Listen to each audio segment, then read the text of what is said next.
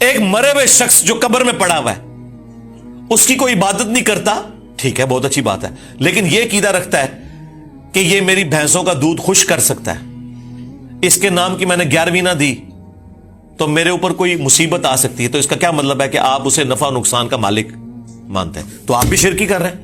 اور شرک کیا ہے؟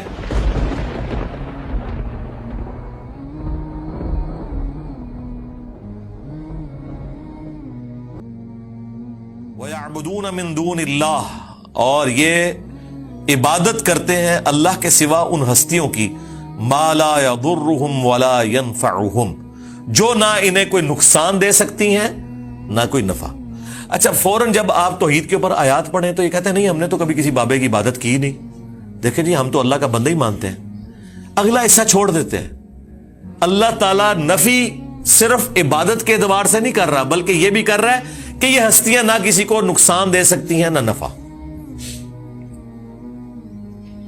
ایک مرے ہوئے شخص جو قبر میں پڑا ہوا ہے اس کی کوئی عبادت نہیں کرتا، ٹھیک ہے بہت اچھی بات ہے، لیکن یہ عقیدہ رکھتا ہے کہ یہ میری بھینسوں کا دودھ خشک کر سکتا ہے، اس کے نام کی میں نے 11ویں نہ دی تو میرے اوپر کوئی مصیبت آ سکتی ہے، تو اس کا کیا مطلب ہے کہ آپ اسے نفع و نقصان کا مالک مانتے ہیں، تو آپ بھی شرک ہی کر رہے ہیں۔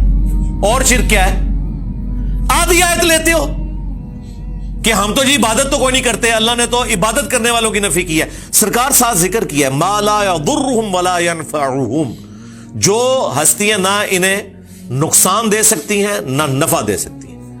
وَيَقُولُونَ، اور یہ کہتے ہیں هَؤُلَاءِ شُفَعَاؤُنَا عِندَ اللَّهِ، وہ کہتے ہیں نہیں ہم ان کو تو پکار ہی نہیں رہے، یہ اللہ کے حضور ہمارے سفارشی ہیں۔ سیم وہی مینٹلٹی، ایسی داتا صاحب کو تو نہیں منگتے، اے اللہ دے حضور ساڈے سفارشی نے، ہم سلطان الہند سے تو نہیں مانگتے، یہ ہم اللہ کے حضور انہیں اپنا سفارشی مانتے ہیں، پیچھے ہی اللہ ہے۔ ہاں اے نہیں ہے کہ پیچھے کوئی اور ہے، نہیں پیچھے اللہ ہے جی، سامنے ہی ہے۔ سرکار پھر اس کا جواب اللہ تعالیٰ نے جس انداز میں دیا ہے نا وہ ایسا انداز ہے کہ اگر ہم خود سے دیتے تو یہ کہتے ہیں کتنی گستاخانہ بات کر رہے ہو۔ اللہ تعالیٰ فرما رہا ہے قل اتنبئون اللہ بما لا يعلم فی السماوات ولا فی الارض، کیا تم اللہ کو وہ بات بتا رہے ہو کہ جو اللہ کے علم میں بھی نہیں ہے، نہ آسمانوں میں اور نہ زمین کے اندر۔ ہائے ہائے ہائے ہائے، اللہ کے علم میں تو کوئی بات ایسی ہے ہی نہیں کہ نہ ہو۔ اللہ تعالیٰ دیکھیں غصے کا اظہار، اللہ کہہ رہا ہے کہ منو پہ دس دیو کہ اس سفارشی نے میرے حضور میں مقرر کیتے، منو تو کوئی نہیں پتا کہ میں کوئی بندہ مقرر کیتا ہوا ہے۔ ہائے ہائے ہائے، اللہ کو تو پتہ ہی نہیں ہے کہ کوئی داتا صاحب بھی ہیں۔ اللہ کہہ رہا ہے میرے علم میں تو کوئی نہیں کہ میں نے کسی کو داتا بنایا ہو کہ میرے بہاف کے اوپر وہ سفارشی ہوگا۔ سبحانہ وتعالی عما یشرکون، پاک ہے وہ ہستی، بہت بلند ہے ہر اس شرک سے جو لوگ اس کی طرف منسوب کرتے ہیں۔ اور مشرکوں اللہ کو کوئی فرق نہیں پڑتا، یہ جو تم نے غلیظ عقیدے وابستہ کر دیے اور ہستیوں کے ساتھ، اللہ کو اس سے کوئی فرق نہیں پڑتا۔ وَلِعَاذُ بِاللَّهِ تعالی۔ دیکھیں جی اللہ تعالیٰ تو اپنے عقائد اور نظریات کے اعتبار سے بالکل سچی اور کھری توحید قرآن میں بیان کر رہا ہے، کسی کو بری لگے کسی کو اچھی لگے۔ اللہ تعالیٰ نے یہ بھی پرواہ نہیں کی کہ لوگ کیا بات کریں گے، کس لیول پہ اتر کے اللہ تعالیٰ بتا رہے ہیں۔ آپ دیکھیں اس سے بہتر اور کیا انداز، سمپل اور بہتر اور بالکل کھلا ڈلا۔ اللہ تعالیٰ فرما رہا ہے اے نبی ان سے فرماؤ اتنبئون اللہ بما لا يعلم فی السماوات ولا فی الارض، کیا تم اللہ کو بتا رہے ہو وہ چیز جو اللہ کے علم میں تو زمین و آسمانوں کے اندر ہے ہی نہیں ہے، کہ کوئی اللہ نے اپنا کوئی سفارشی مقرر کیا ہوا ہے کہ جو نفع نقصان کا مالک ہے۔ جب ہم نئے نئے ریورٹ ہوئے نا، 2008-9 کی بات ہے، تو میں ایک اور سائٹ پہ اپنے بھائیوں کے ساتھ گیا، تو وہاں ایک دعوت اسلامی کے بھائی تھے، تو وہ نماز پڑھاتے تھے، ہم ان کے پیچھے نماز پڑھتے تھے رفع الیدین کے ساتھ۔ وہ بڑے حیران ہوئے کہ یار یہ کون سے لوگ ہیں کہ جو ہمارے پیچھے نماز پڑھتے ہیں، کیونکہ ہمیں تو یہ لوگ مشرک اور کافر سمجھتے ہیں۔ اب انہیں پتہ ہی نہیں تھا کہ یہ مخلوق کون سی ہے۔ تو خیر ہم نے ان سے گپ شپ شروع کی، کچھ عرصے بعد انہوں نے کہا جی آپ ہمارے گھر آئیں، چائے پلائیں آپ کو، اور وہ یہ چاہ رہے تھے کہ ہم دعوت رکھیں اور ہم چاہ رہے تھے ہم ان کے سامنے دعوت رکھیں۔ ہم ان کے گھر چلے گئے جی، انہوں نے وہاں سے جال حق نکالی. اب جال حق تو میں اس وقت پڑھتا تھا جب میری داڑھی بھی نہیں نکلی ہوئی تھی 94 کے اندر FSE میں. اس میں جتنی چکر بازیاں دی گئی ہیں غیر اللہ سے پکارنے کے لیے, مدد مانگنے کے لیے, وہ ساری تو ہمارے علم میں تھی. تو وہ کہنے لگا آپ کو ہم پہ اعتراض کیا ہے؟ تو میں نے ان کو یہی آیات پیش کی کہ بھائی آپ کا جو عقیدہ ہے نا مرے ہوئے لوگوں کے بارے میں, ظاہری اس باب میں تو آپ کافر سے بھی مدد لیں, وَتَعَاوَنُوا عَلَى الْبِرِّ وَالتَّقْوَى وَلَا تَعَاوَنُوا عَلَى الْإِثْمِ وَالْعُدْوَانِ, نیکی پرہیزگاری کے کاموں میں ایک دوسرے کی مدد کرو, برائی میں الگ رہو. لیکن جو دعا ہے یہ صرف اللہ کے ساتھ خاص ہے. إِيَّاكَ نَعْبُدُ وَإِيَّاكَ نَسْتَعِينُ, عبادت اللہ کی ہوگی, مدد اس سے مانگی جائے گی دعا والی. اَمَّن يُجِيبُ الْمُضْطَرَّ إِذَا دَعَاهُ, بھلا بتاؤ تو کون ہے جو تکلیف میں گھرے ہوئے شخص کی فریاد کو سنتا ہے. وَيَكْشِفُ السُّوءَ, اور اس سے اس کی برائی کو دور کر دیتا ہے.